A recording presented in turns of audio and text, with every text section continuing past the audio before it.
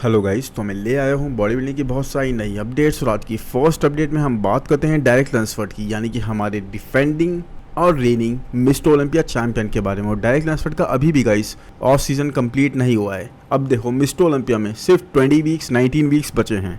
समझ रहे हो आप, इतनी जल्दी टाइम भाग रहा है। अभी हम किसी शो को बोलते थे वो 8 वीक्स आउट है, 9 वीक्स आउट है, और वो शो सारे कंप्लीट हो गए जो लाइन में थे। अब दूसरे शोज की बारी है और वो भी बहुत जल्दी हो जाएंगे। और मिस्टर ओलंपिया देखते ही देखते हम विटनेस कर रहे होंगे और कवर कर रहे होंगे इसी चैनल पर। तो अभी डायरेक्ट लैंसफर्ड ने अपने लेटेस्ट वीडियो में बताया कि उनका ऑफ सीजन अभी कुछ वीक्स और कंटिन्यू रहना है, जहां पे वो इंप्रूवमेंट्स करने के और जाएंगे। उसके बाद वो अपनी प्रेप स्टार्ट करेंगे। द एक्चुअल फेज श्रेड्स वाला वो स्टार्ट होगा और वहाँ पर ये पील होना स्टार्ट करेंगे। बट गाइज, उसके बाद भी मैं रियली इस अपडेट को देखने के बाद बोलता हूँ, मैं चाहता हूँ डायरेक्ट को अपने इसी साइज़ को होल्ड करते हुए देखना, स्पेशली अपने लेग्स के अंदर गाइज। मतलब देखो यहाँ पे, और स्पेशली पिट्सबर्ग प्रो में आपने इनको देखा हुआ, इनके लेग्स कितने अमेजिंग लगे, कितने मैसिव लगे, कितना ज़्यादा साइज होल्ड करते हुए लगे। और उसके बाद भी गाइज वो कंडीशन, वो शेप बना हुआ था, ऐसा कुछ खराब शेप नहीं लग रहा था। अब देखो, दूसरी जो चीज़ है डायरेक्ट की, मैं बोलता हूँ हमेशा उनके आर्म्स वगैरह सॉफ्ट लगते हैं, चेस्ट सॉफ्ट लगता है, वो तो है ही गाइज, उस बारे में कोई डिनाई नहीं करेगा, जो है वो है। लेकिन उसके बाद भी गाइस देखो, शेप की कभी मैं बुराई नहीं कर सकता। Shape is incredible, insane level का शेप है इनका। Back is incredible. उसके बाद गाइस लेग्स पे अभी जो इंप्रूवमेंट्स दिख रही हैं, इनके मसल मास दिख रही है, that is looking really good. और यही चाहिए मिस्टर ओलंपिया में, और भी ज्यादा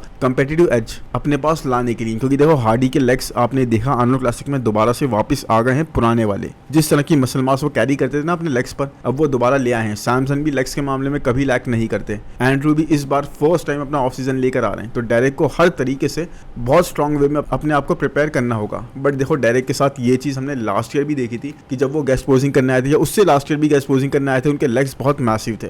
बट जब ये पील होना स्टार्ट होता है ना, तो कई लोगों के साथ कुछ कुछ सीन होता है कि कोई एक बॉडी पार्ट उनका लैग करने लग जाता है, या फिर ज़्यादा मसल मास लूज करता है compare to other body parts. तो यहाँ डायरेक्ट के साथ है लेग्स के साथ ये सीन। और अभी भी मुझे यही लग रहा है कि इनके लेग्स की मसल मास जैसे ही अपना शेड पीरियड स्टार्ट करेंगे तो ये लूज करना स्टार्ट कर देंगे। बाकी ऐसा ना हो तो अच्छा है गाइस, लेकिन मुझे तो ऐसा होता हुआ दिख रहा है इस बार भी, क्योंकि पिछले 2 साल में हम यही चीज़ देख चुके हैं। बाकी अगर मैं बोलूँ 19 वीक्स आउट 20 वीक्स आउट के हिसाब से इनका शेप, तो देखो शेप में कोई कमी नहीं लग रही, कंडीशन भी डिसेंट अच्छी लग रही है। लेकिन at the same time what is concerning guys, concerning है इनके आर्म्स की सॉफ्टनेस। देखो, वो अभी भी कहीं जाती हुई नहीं लग रही गाइस। मतलब ठीक है, आप लोग ये बोल सकते हो, ये पॉइंट रेज कर सकते हो कि इनकी कंडीशन इस वक्त ऐसी है क्योंकि ये बहुत ज़्यादा ऑफ सीजन में है, डीप ऑफ सीजन में बहुत दूर है। बट भाई, आप मुझे ये बताओ कि अगर आप में से भी कोई थोड़ा बहुत ट्रेन करता होगा ना, उसके बाद भी पूरे ऑफ सीजन मतलब आपकी कंडीशन नहीं होगी बिल्कुल ही, आप सॉफ्ट साइड पे होंगे, आप फैट भी होंगे, तब भी आप अपने आर्म को फ्लैक्स करोगे, तब भी आपको थोड़ी सी कंडीशन, थोड़ी सी सेपरेशन, कुछ ना कुछ तो दिखेगा मैन, वैस्कुलरिटी, कुछ ना कुछ आपको मूवमेंट होती हुई दिखेगी। बट यहाँ तो ये प्रॉपर जैसे सिंथॉल वाली चीज़ हो जाती है ना, वैसी सॉफ्टनेस दिख रही है guys. No vascularity, no condition, no hardness,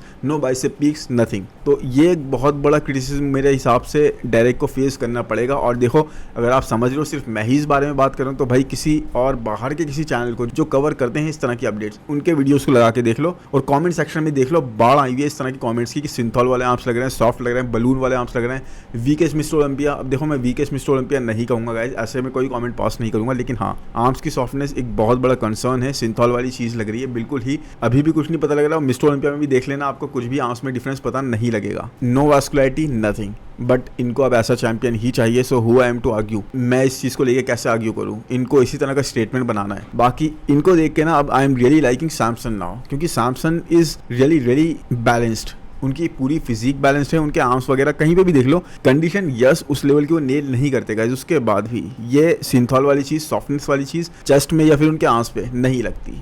work करते हैं, इंप्रूवमेंट्स दिख रही हैं, और वो चीज़ ना उनकी पता लगती है। बाकी अगर हम सैमसन की बात कर ही रहे हैं गाइस, तो सैमसन के बारे में आपको एक चीज़ बताना चाहूँगा कि सैमसन का ऑफ सीजन अब स्टार्ट हो गया है। यस गाइस, सैमसन ने अब अपना ऑफ सीजन स्टार्ट करा है, जब दूसरे लोग अपना ऑफ सीजन कंप्लीट कर रहे हैं। अब देख लो आप, कितनी वियर्ड सी बात है। बाकी एनीवेज, जून के एंड में ये ऑक्सीजन जिम जाने वाले हैं पूरी तरीके से, और वहीं पे ट्रेन करेंगे फिर मिस्टर ओलंपिया तक, और पूरे 15-16 वीक्स ये वहीं पर रहकर ट्रेन करने वाले हैं। वहाँ पे देखो कोई रेस्ट्रिक्शन नहीं होगी ऑक्सीजन जिम में, चाहे जैसे भी मास मास्टर्स वहाँ से निकलते हो, फ्रीकी होकर निकलते हो, बट वहाँ पे एक चीज़ खास है गाइस, आपको कोई भी डिस्ट्रैक्शन नहीं मिलता वहाँ पर। आप सिर्फ ट्रेन करते हो, आप सिर्फ वर्क करते हो, आप सिर्फ सोते हो और फिर दोबारा ट्रेन करते हो। आपकी ये साइकिल कंटिन्यू रहती है, कोई भी डिस्ट्रैक्शन नहीं होता। बाकी सैमसन को ट्रेन कौन करेगा गाइस? सैमसन को ट्रेन उनकी वाइफ करेंगी, प्लस वहाँ के एक कोच भी मिलकर साथ में ट्रेन करेंगे। अब देखो, क्रेडिट कौन लेके जाता है ये तो मुझे नहीं पता, ये तो बाद में सैमसन बोलेंगे जैसे वो प्लेस होते हैं उस हिसाब से। बाकी आई डोंट नो मैन, मैं चाहता हूँ सैमसन को इंप्रूव होते हुए देखना, लाइक क्रेजी वे में इंप्रूव होते हुए देखना, बिकॉज अभी भी मैं बिलीव करता हूँ कि सैमसंग का बेस्ट पैकेज हमने अभी तक नहीं देखा है, और सैमसंग का बेस्ट पैकेज जिस दिन आ गया ना, ये हिला के रख देंगे गाइस, पूरी तरीके से हिला के रख देंगे। अब ये ट्रेन रियली हार्ड करते हैं, बहुत अच्छे से ट्रेन करते हैं, इनकी ट्रेनिंग में कोई कमी नहीं है गाइस। कमी पता है कहाँ बताई गई है इनकी? जे कटलर के पॉडकास्ट वगैरह में माइलोस ने जो बात करी है, दूसरे पॉडकास्ट में जो बात करी है, कमी बताई गई है कि सैमसंग कार्डियो वगैरह इतना ज़्यादा प्रेफर नहीं करते, वो थोड़ा वीक फील करने लग जाते हैं और उस चीज़ को अवॉइड करने का या फिर एक्सक्यूज़ देने का स्टार्ट कर देते हैं। तो वही चीज़ है गाइस, देखो ट्रेनिंग में कोई कमी नहीं है, कंडीशनिंग में ये ले आते हैं अच्छी खासी, लेकिन उसको और इम्प्रूव कर सकते हैं। इनको इस चीज़ पे वर्क करना पड़ेगा, कार्डियो वगैरह ज़्यादा करना पड़ेगा, डाइट बहुत स्ट्रिक्टली करनी पड़ेगी, और यही चीज़ें इनको आगे लेके जाएंगी। अब देखो यहाँ पर पिट्सबर्ग प्रो की गेस्ट पोजिंग जैसे ही कंप्लीट हुई थी ना, मतलब पिट्सबर्ग प्रो की गेस्ट पोजिंग के टाइम पे ये बिल्कुल ऑफ गियर थे, एक नाइटी स्टेटस में थे उस टाइम के। उसके खत्म होते ही इन्होंने ऑफ सीजन अपना स्टार्ट कर दिया और अब ये पूरी तरह से गियर पर आ गए हैं। और अभी इस वक्त पता है इनका वेट कितना है? 304 पाउंड का। इस मतलब एक ऑफ सीजन के वेट में जब इन्होंने स्टार्ट करा है, इनका वेट है 304 पाउंड। तो easily guys 320, 325, 330 pound, even 340 pound को ये टच कर सकते हैं गाइस इस ऑफ सीजन में। उसके बाद ये दोबारा से फिर 300 पाउंड आने का ट्राई करेंगे और फिर वही साइकिल कंटिन्यू होती जाएगी। यहाँ पर खास तौर पर सैमसंग ने एक चीज़ बहुत अच्छी बताई अपनी स्टोरीज में, उन्होंने ये बताया कि अपने मील्स को वो कभी चेंज नहीं करते। उस चीज़ को लेकर ना बहुत स्ट्रिक्ट है वो, और उस चीज़ पे कभी भी वो एक्सक्यूज़ भी नहीं बनाते कि अभी मुझे ये नहीं खाना या फिर मुझे कोई टेस्टी खाने का मन कर रहा है। नहीं, हमेशा सेम मील्स लेते हैं, बस उनके प्रपोर्शंस, कभी साइज़ इंक्रीज़ कर देते हैं, कभी साइज़ डिक्रीज़ कर देते हैं, depending on what phase he is in. तो ये एक बहुत अच्छी चीज़ है। देखो डेडिकेटेड डेफिनेटली हैं मेरे हिसाब से गाइस, बहुत ज़्यादा ऐसे बॉडी बिल्डर्स हैं जो कम्पीट तो कर रहे हैं, उसके बाद भी उनमें वो आग नहीं है। सैमसंग में वो आग है guys. Samsung actually wants to win the mister Olympia title, but वही है गाइस, उसके साथ में सैमसंग हर एक चीज़ करने को रेडी नहीं है। और जिस दिन गाइस, मार्क माई वर्ड्स, जिस दिन ये रेडी हो गए ना कि सारी चीज़ें मैं करने को तैयार हूँ, कोई भी चीज़ जो मुझसे डिमांडेड है मैं उस चीज़ को नहीं छोड़ूंगा, उस दिन सैमसंग अपना बेस्ट वर्जन लेकर आएंगे। और सच में गाइस, डायरेक्ट भी सैमसंग के बेस्ट वर्जन के सामने कुछ नहीं होंगे, because Samsung is totally complete, बहुत ज़्यादा इंक्रेडिबल शेप कैरी करते हैं, बहुत ज़्यादा एस्थेटिक है। बस वही है कंडीशनिंग वाली बात और पील लाने वाली बात, वो दोनों चीज़ें जिस दिन इन्होंने टिक कर दी ना, बस उस दिन एक नया चैंपियन हमको मिलेगा। बाकी आप आज सोच रहे होंगे सूरज कहाँ से निकला है, बिकॉज सैमसंग की मैं इतनी तारीफ कर रहा हूँ। मैन आज मुझे तारीफ करने का रीज़न ये भी है मेरा कि डायरेक्ट की जब मैंने अपडेट देखी ना, मैंने उनके आर्म्स की सॉफ्टनेस वगैरह देखी और मैंने कमेंट्स वगैरह पढ़े, मतलब किस तरीके की चीज़ें हो रही हैं, तो मुझे ये अच्छा नहीं लगा। मैन डायरेक्ट देखो, मेरी कोई हेट नहीं है, मैं रियली पसंद करता हूँ डायरेक्ट को, बट आर्म्स को लेकर कुछ जो कंसर्न है वो उनको इंप्रूव करना पड़ेगा मैन। और चेस्ट को लेकर भी, बिकॉज आपने पिट्सबर्ग प्रो की गेस्ट पोजिंग भी देखी होगी, तो वहाँ पर उनका चेस्ट कितना ज़्यादा वीक लग रहा था। अब वो मुझे गलत प्रूव करें, मुझे बहुत ज़्यादा खुशी होगी। और स्पेशली मैं आपको ये चीज़ बताना चाहूँगा कि शायद मैं ही था, मेरा ही चैनल था जिसने लास्ट ईयर डायरेक्ट के जीतने से भी पहले बोल दिया था कि डायरेक्ट ही टाइटल जीतेंगे। तो इस बारे में आप मुझे बिल्कुल गलत ना समझें, मेरा काम है अपडेट्स देना और अपनी ओपिनियन शेयर करना, वही मैं आपके साथ कर रहा हूँ। बाकी आपके क्या व्यूज़ हैं इस बारे में, आप मुझे कमेंट्स में बताएं कि डायरेक्ट इस चीज़ को कैसे इंप्रूव कर सकते हैं। क्या इनको किसी दूसरे कोच के साथ वर्क करना चाहिए? बिकॉज ऑनेस्टली गाइज, हैनी रैमबोर्ड इज़ अ टॉप कोच, उनके जैसा कोई कोच नहीं है इस टाइम पीरियड में। बट उसके बाद भी अगर वो डायरेक्ट की इस चीज़ को, इस बॉडी पार्ट को इंप्रूव नहीं कर पा रहे या चेंजेस नहीं कर पा रहे, तो मेरे हिसाब से एक दूसरी अप्रोच फॉलो करने में या फिर किसी और को ट्राई करने में कोई गलत चीज़ तो है नहीं। बाकी आप बताओ अब इस बारे में कमेंट्स में आपको क्या लगता है। बाकी अब चले नेक्स्ट अपडेट पर, तो वो है गाइस कियान पियर्सन की। And mark my words guys, Kian Pearson को no one is beating this year, no one is beating Kian Pearson this year guys, not even Shaun Clarida. Yes, Shaun Clarida उनके लिए difficult बहुत ज़्यादा कर देंगे, एक बहुत अच्छा बैटल उनके सामने प्रेजेंट करेंगे, एक बहुत अच्छा चैलेंज उनके सामने प्रेजेंट करेंगे। बट शायद मैं आपका मिस्टर ओलंपिया का 212 डिवीजन का मजाक किरकिरा कर रहा हूँ, बिकॉज अभी तक मैं ही बोलता आ रहा हूँ कि एक बैटल देखने को मिलेगी, एक बैटल देखने को मिलेगी, एक बहुत अच्छी भिड़न देखने को मिलेगी। लेकिन हाँ, अभी तो मैं आपसे यही कहूँगा गाइस कि जैसे कियान पियर्सन होते जा रहे हैं ना मैन, जिस तरह की इंप्रूवमेंट्स करते जा रहे हैं, मुझे नहीं लगता शॉन क्लाइडा उन्हें बीट कर पाएंगे। Shaun Clarida is training really hard, but you know what, Kian Pearson is training really harder. आप देखो यहाँ पर इस फिजिक में, इस अपडेट में, इस पोस्ट के अंदर, यहाँ पर ये हंटर लब्राडा, ब्रैट विल्किन और उर्स केल्सिंस्की इन तीनों के साथ खड़े हैं। उसके बाद भी 212 डिवीजन के होने के बाद भी, हाइट कम होने के बाद भी, इज ही लुकिंग स्मॉलर। आप देखो साइज कितना ज़्यादा बिगर लग रहा है इनका, how massive he is looking, कहीं से भी इन सबसे साइज में कम नहीं लग रहा है। प्लस द शेप तो देखो आप इनके अपडेट्स में जो हमेशा ये शेयर कर रहे हैं टाइम पीरियड्स में, उनमें कहीं भी लैग करते हुए नहीं लग रहा है। इस ऑफ सीजन शेप इनका बहुत इंक्रेडिबल है, मसल मास बहुत ज़्यादा इंसेनली इंप्रूव्ड है। इनकी कॉर्ड्स देखो, इनकी हैमस्ट्रिंग देखो, they are ready to explode guys, मतलब इतनी ज़्यादा मैसिव हो रही हैं। अब देखो शॉन के लिए इट्स सरप्राइजिंग कि मैं ये चीज़ बोल रहा हूँ, क्योंकि शॉन क्लाइडा अपने आप में गाइस एक लेजेंड है, एक बहुत ही इंक्रेडिबल, बॉडी बिल्डर हैं और सच में अनबीटेबल लगते थे लास्ट ईयर तक तो, और लास्ट ईयर शायद वो टाइटल हारते भी नहीं, लेकिन इस साल तो स्टोरी एक डिफरेंट ही है मैन। इस साल ये एक सरप्राइजिंग चीज़ है कि मैं ये चीज़ बोल रहा हूँ, बट शॉन का मौका तभी मिलेगा जब कियान कोई कमी छोड़ेंगे, और मुझे कियान पियर्सन कोई भी कमी छोड़ते हुए नहीं लग रहे हैं। ट्रेनिंग देखो मैन, उनकी कितनी इंटेंस ट्रेनिंग वो कर रहे हैं, ऐसे कर रहे हैं जैसे वो माउंटेन चढ़ रहे हैं, ऐसे नहीं कर रहे हैं जैसे वो माउंटेन पे ऑलरेडी पहुंच चुके हैं और दूसरों को उन तक पहुंचना है, नहीं, वो इस तरह से ट्रेन कर रहे हैं जैसे उनको भी दोबारा से पहुंचना है उसी चोटी पर। And this is the mindset guys, this is something which is very very rare. और मे बी गाइस देखो, अब मैं इस तरह की बात कर रहा हूँ, आप शायद बिलीव ना करो, बट मुझे होता हुआ लग रहा है, बिकॉज पहले भी कियान पियर्सन बोल चुके हैं कि 1-2 टाइटल के बाद वो ओपन डिवीजन की तरफ मूव करना चाहेंगे। तो मे बी गाइस इस साल का टाइटल जीतने के बाद, ये सेकंड टाइटल होगा क्योंकि कियान पियर्सन का, तो उसके बाद हमें 2025 के आर्नो क्लासिक में कियान पियर्सन उतरते हुए दिख जाएं। और अगर ऐसा हो गया ना, तो आप फिर से आके ये वीडियो देख लेना, बाकी रिमाइंड तो मैं आपको कराई दूंगा कि मैंने ये चीज़ बोली थी। लेकिन हाँ गाइज, ऐसा होना टोटली पॉसिबल है, ऐसा होता हुआ मुझे लग रहा है। और अगर ये आ गया ना, एब्सोल्युटली गाइज, इस शेप के साथ, इस मसल मास, इस शेप, इन प्रपोर्शंस के साथ गाइज, मतलब एक डायरेक्ट का better version,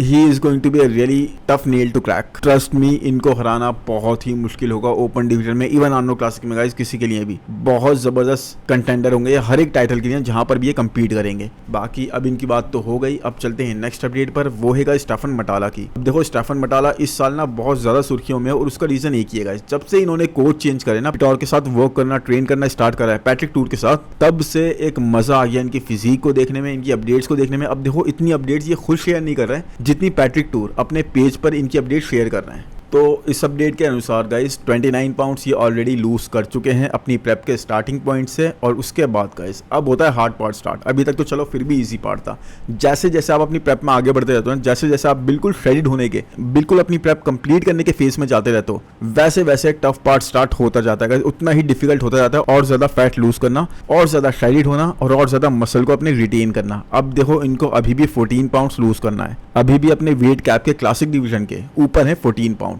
and that will be really hard. मतलब ये चीज इनको अब ना को चने मतलब क्या बोलते हैं, ना को चने चब्बा, पता नहीं क्या बोलते हैं इस चीज़ को, चलो मुझे ध्यान नहीं आ रहा। बाकी अभी तक size and fullness is preserved, size and fullness अभी तक बचा रखी है, लेकिन अब बचा के रखना। अब अगर इन्होंने कर दिया ना, तो man he is going to be a top contender in classic physique division, मतलब टॉप 6 टॉप 8 क्रैक कर देंगे ये, अगर इन्होंने इस चीज़ को अब बचा दिया। बाकी यहाँ देखो, कॉर्ड सेपरेशन इनकी अच्छी लग रही है, चेस्ट में स्ट्राइशंस पूरी तरह से विजिबल है, मतलब इनका पैकेज ना अभी तक वैसे प्रिजर्व्ड है जैसे हमने कभी इंस्टाग्राम की इनकी वायरल रील पे देखा था। लेकिन अब अगर ऐसे ही लेकर आ गए मैन, तो मजा आ जाएगा। एवरीथिंग इज इंटैक्ट, साइज अपना फुलनेस बचा रखी है, वो क्रेजी एक्स फैक्टर जो था ना स्टेफन मटाला का, जो हम देखना चाहते थे, अभी तक तो बचा हुआ है मैन। और मैं रियली होप करता हूँ कि पैट्रिक टूर कुछ इतना इंक्रेडिबल करें कि ये बचा रहे, या फिर थोड़ा सा सैक्रिफाइस हो मैक्सिमम तौर पर, ये इसे लेकर आए स्टेज पर। उसके बाद देखो, लास्ट ईयर बिना इतने अच्छे फुलनेस के, बिना इतने अच्छे एक्स फैक्टर के भी क्वालिफाई कर गए थे, तो क्वालिफाई तो मुझे लगता है अगर जिन्होंने लूज कर दिया तब भी कर ही जाएंगे, बट उससे इनका फायदा नहीं होगा। इनका फायदा होगा उस हाइप को, उस मोमेंटम को क्रिएट करने से, और वो चीज़ मैं देखना चाहता हूँ। बाकी आप बताओ, स्टेफन की फिजिक आपको कैसी लग रही है? अब अगर चलेगा इस नेक्स्ट अपडेट पर, तो वो है आंद्रिया प्रेस्टी की।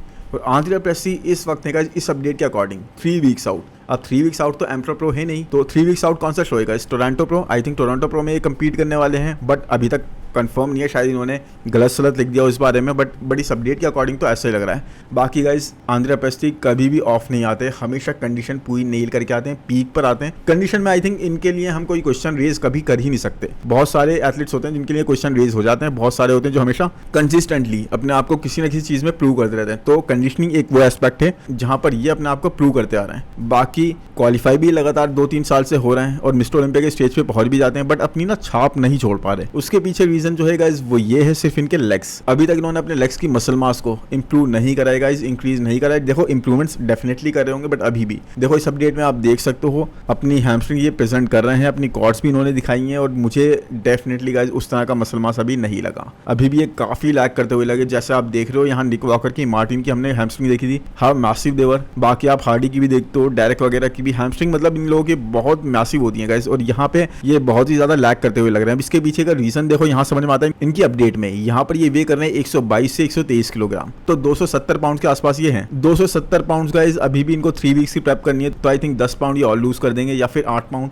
तो 262-263 पाउंड जब ये स्टेज पे होंगे, तो ये गाइज इतना कोई मैसिव स्टेज वेट नहीं है, स्पेशली जब आप इतने टॉलर हो। एब्सोल्युटली गाइस, 280 पाउंड 285 पाउंड के बाद आपकी बात होनी स्टार्ट होगी, जबकि आपकी हाइट इतनी अच्छी हो, मतलब आप छोटे बॉडी बिल्डर नहीं हो इन टर्म्स ऑफ हाइट, आपकी 5'6", 5'7", 5'8" हाइट नहीं है, आप हो कम से कम 5-11, 5-10 इतने तो होंगे, उससे भी ज़्यादा होंगे मेरे हिसाब से, मुझे सही नहीं पता। उस हिसाब से इनको 285 पाउंड से कम स्टेज वेट अपना बिल्कुल भी टारगेट नहीं करना चाहिए, और तभी इनकी वो फुलनेस ना पता लगेगी। आई थिंक उस वेट को अगर इन्होंने टारगेट करा, उस हिसाब से इंप्रूवमेंट्स करनी, उस हिसाब से ऑक्सीजन लिया, तो अपने लेग्स में भी इंप्रूवमेंट कर सकते हैं, मसल मास ऐड कर सकते हैं। बाकी अब देखते हैं इनको कैसे आते हैं टोरंटो प्रो में, उसके बाद एम्प्रो प्रो में क्रिजो के सामने, बहरूज तबानी के सामने। बाकी देखो अब कुछ और आता है इनका तो हम कवर करते हैं। अब अगर चलें नेक्स्ट अपडेट पे गाइस, तो वो है नाथन डियाशा की। और नाथन डियाशा ना इस वक्त गाइस दुबई प्रो कंफर्म कर चुके हैं इटली प्रो के बाद। यस, अब दुबई प्रो होने वाला है मज़ेदार, बिकॉज वहाँ पर होंगे नेक्सिला, जिनके प्रपोर्शंस इतने अच्छी नहीं है, बट वो मैसिव हैं, बहुत ही ज़्यादा फ्रीक फैक्टर कैरी करते हैं। एंड्रू जैक का भी कंफर्म नहीं है गाइस, बट अगर नाथन डियाशा वहाँ हुए तो नाथन डियाशा और नेक्सिला हमें दोबारा से कम्पीट करते हुए दिखेंगे। आई थिंक ये हमें रोमानिया या फिर प्राग में दोनों कम्पीट करते हुए दिखे थे, राइट। वहाँ पर तो नेक्सिला ऊपर प्लेस हुए थे बिकॉज ऑफ कंडीशनिंग और फ्रीक फैक्टर। तो देखो नाथन इस बार इंप्रूव करके तो आ रहे हैं, और वो चाहते भी एक अच्छा चेक उनको मिल जाए, बिकॉज यहाँ का प्राइस मनी गाइस बहुत ही अच्छा है, $100,000 गाइस। मतलब जिसने भी जीत लिए ना उसके तो मौज ही हो जाएगी बिल्कुल पूरी तरीके से। अभी देखो लास्ट शो में निक वॉकर को जीतने पे भी $30,000 मिले, और उसके बाद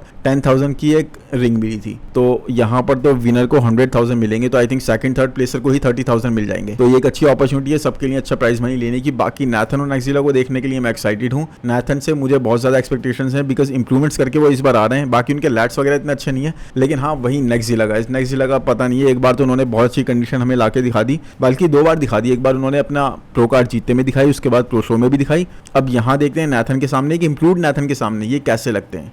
बाकी आई होप गाइस ये वीडियो आपको पसंद आया होगा। पसंद आया है तो प्लीज़ लाइक कर दो यार, चैनल को सब्सक्राइब कर दो, नोटिफिकेशन बेल को दबा दो, और कमेंट्स में ज़रूर बताओ गाइस ये अपडेट्स आपको कैसी लगी, और नेक्स्ट आप मुझको किसके अपडेट्स कवर करते हुए देखना चाहते हो। Thank you, bye bye.